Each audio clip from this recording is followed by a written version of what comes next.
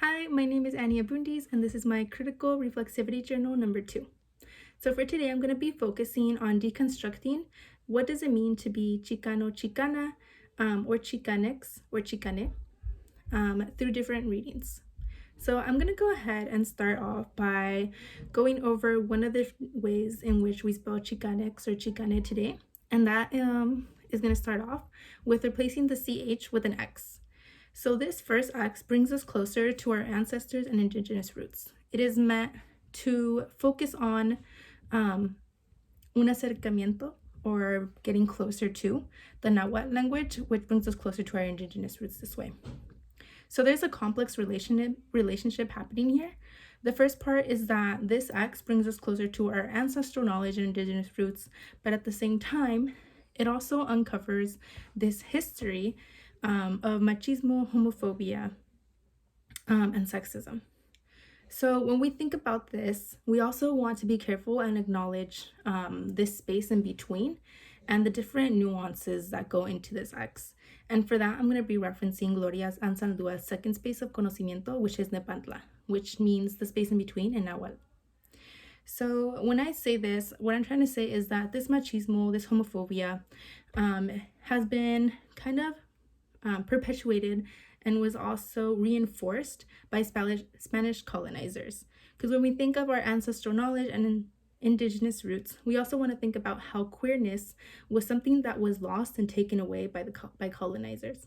And it was kind of replaced with these ideologies of machismo, and then homophobia became more prevalent by acknowledging the heterosexual normativity. Sorry for the correction. And then the reason that I want to bring in Nepantlan is because it commonly refers to this borderland. And sometimes we think of this borderland as being the space between the US and Mexico.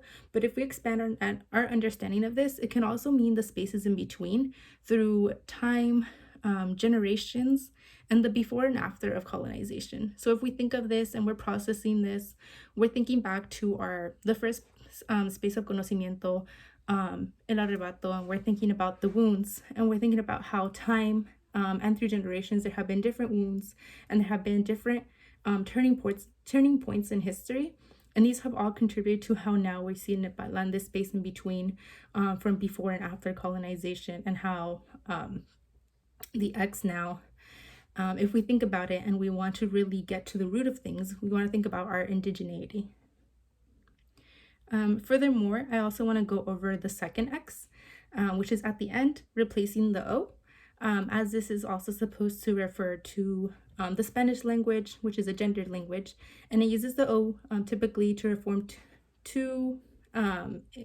incorporate both genders. However, when we replace it with an X or the E, we want to acknowledge gender fluidity and also the non-binary. So going into depth, I want to acknowledge two parts. First, there is intergenerational joy, which is a term that I got from Marcos Pizarro, another CCS professor at San Jose State. And then the second part is intergenerational trauma. So the reason that I bring these two together is because I think that when we think about the X at the end, we have to think about both and how we transition between them and how these kind of also coincide. So the first part is that we want to kind of acknowledge that there is intergenerational joy when we think about the first X. We think about our culture coming from the three foods that nourished us from the beginning, the maíz, the nopales, and I believe the frijol. My apologies if that is incorrect. We also want to think about our spiritual healing, the spiritual practices, and the holistic medicine that was practiced before. And then there is also art and music. Now, when we think about this first X, going back, just to backtrack a little bit, and we think about Nepantlan, we kind of want to think about how all of these things make up part of the Latinx culture and the Chicanx culture, but we also have to acknowledge that there has been a lack of crediting or accreditation to the people who make up part of the Latinx and Chicanx community. And this goes into the second X. So when we think about our intergenerational trauma, on the other hand, as opposed to the intergenerational joy or coinciding with it. The first thing that comes up is colorism. This expands from the casta system, and then it also goes further into the lack of recognition of afrodescendientes. And this is something that was covered by Yohelmo Cabrera, and where he mentions that ha habido un blancamiento de la historia, sistema educativo y la asamblea. So when he said this, what he was referring to was a whiteness, or we can also think about it as Americanization if we're thinking about the US in particular, where we have seen European and American ideals that have been indoctrinated into the Latinx community. And also, in some senses, we sometimes refer to Hispanic, furthermore, to show people of a Spanish-speaking descent. But when we think that, we want to recognize that it also brings forth colonization, as Spanish is a colonized language, or a language that was indoctrinated in replacement of Nahult. The second part that we want to think about in colorism is also this term mestizaje. So the author Banks, in her reading of mestizaje, she says that she argues that often mestizo or mestiza is used as a term of separation to distance individuals from people who identify or are identified as African, Afro, or Black. Boast is more explicit on this point, saying that the embrace by African academics of mestizaje is suspect that it tends to privilege lighter-skinned people while ignoring the continued oppression of darker-skinned peoples as the dominant culture seeks out the familiar within the other. So when she talks about the familiar, she is referring to whiteness, and in this sense, we see how colorism plays a large role. When I go ahead and make connections personally and how this has impacted me, I think about how, for me, Latinx has often also meant this closeness or this proximity sometimes to whiteness in the way that I have been brought up, just because we have seen that there is often in Latino communities this preference or this privilege that is handed to people who are of lighter skin. And this is something that I acknowledge and that I myself have also experienced. This has happened particularly in my visits to Mexico, where we see that there is a privilege given in public spaces. This can be restaurants, this can be different places of entertainment, where we do see sometimes that there is people who are prioritized entry, who are provided better treatment. And we also see sometimes oftentimes see derogatory comments and racist comments made towards people of darker skin. The second part I want to refer to is homophobia. So this is something that is gone over by different authors in our readings. Some of these include Ruben Angel, and then we also see how Alan Peláez Lopez goes over this as well. So we see that homophobic and that the Latinx community has often been a homophobic and transphobic society. However, if we think about the first X and our approximation to our indigenous roots, we want to kind of see how this is reclaiming what has been lost. And this is something that Ruben Angel says when he says that the X reclaims what was lost in colonization, queer identities from indigenous ancestry. So when we think about this, we think about the ways that Latinx today has been molded based on colonization and how these ideals have been perpetuated throughout society.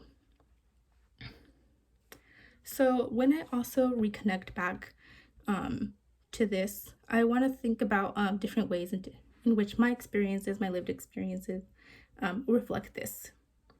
The first I bring up is my abuelita Eva. She is my paternal grandmother. And I think about her teachings and things that she has offered, the knowledge she has passed on as a partera. And then, in this way, she has stories about how she helped other people and people in my family as well cure and aid their womb, go through pregnancies, and then take care of themselves afterward as well. But at the same time, while she has been curing the womb, or what we refer to la olla sometimes, there have also been wounds to the heart, which Gonzalez refers to as aires en el corazón. And these itis include, quoted, envy, revenge, grief, judgment, resentment, and mockery. So when we think about these words, we go back to what is being reclaimed and the wounds that have been caused as itis from the second X to the E. So we see how this second X or E, in the most commonly known in Latin America, is kind of this reclaimment of what was taken away and what was imposed through colorism and homophobia. So moving forth, something that we also want to acknowledge is the social political identity and commitment that goes into this Chicane identity. So when we talk about what does it mean to be Chicanx or Chicane, so far we have covered how it is reclaiming or looking for this approximation to our indigenous roots. And then it is also combating and making a change from the different intergenerational traumas to reclaim and to further perpetuate or to further continue, a better word, the intergenerational joys rather than the intergenerational traumas. And by doing so, we are also going through what we would think of as healing, where we take these pieces of intergenerational trauma, we acknowledge and we identify how they make part of this arrebato, and we go through the 7 stages that Gloria Anzaldua offers in order to, as Chicanos and Chicanas or Chicanes, to go forth and try to understand, deconstruct, process, and create or rebuild something in placement of that trauma and of those wounds. So the last part would be this social political identity and commitment. So by this, we kind of think about how the itis are more than wounds. They have also been catalyst for social movements and change. So this is kind of where we begin to flip them and see how these wounds can be put to use to create change. As catalyst, they have served in part for the Chicanx student movement, but before this, they also served for the labor movement with the United Farm Workers, and then also in the Civil Rights Movement. So these are all just a few examples of many, also including more recent examples that we have been learning about, such as the Zoot Suit riots, or the Zoot Suits, and the hip hop culture. So if we think about the words of Ruben Salazar, we can think how the Chicano activists are trying to rid themselves of their masks, to open themselves to themselves and to others. When we think about opening ourselves to ourselves, it is this acknowledgement of how we have experienced the Chicanx identity, what that means to us. And then furthermore, when we say open ourselves and removing this mask, it is showing ourselves in these different ways of the ways that we've been wounded, but furthermore saying, I choose, acknowledge, and commit to something different, to something better, and to something, to this freedom dream in a sense for the future. With this, there comes the spiritual and cultural shift as well. Part of this is Nepantla, but then it also encompasses the other 6 spaces of conocimiento to make up the 7 spaces overall. When thinking about this, I like to envision also what Gloria Anzaldua refers to in her symbolism of the snake, where she says that the snake represents awakening consciousness, awareness, and intelligence not grasped by logical thought. When I think about this, I often think about how sometimes when we are thinking about activism, more recently, we kind of think of this way of what is right and wrong or acceptable. However, if we think beyond this, we also see that there are things beyond logical thoughts and things that are felt, such as these itis en el corazon, and also what I like to refer to as pomada para el corazon, which is the counter to the itis. And it is the way that we go ahead and we reclaim what has been taken from us, and we also claim what has been denied from us or for us. And this is kind of the purpose that I see in the X and the E, both in the beginning and the end. Thank you.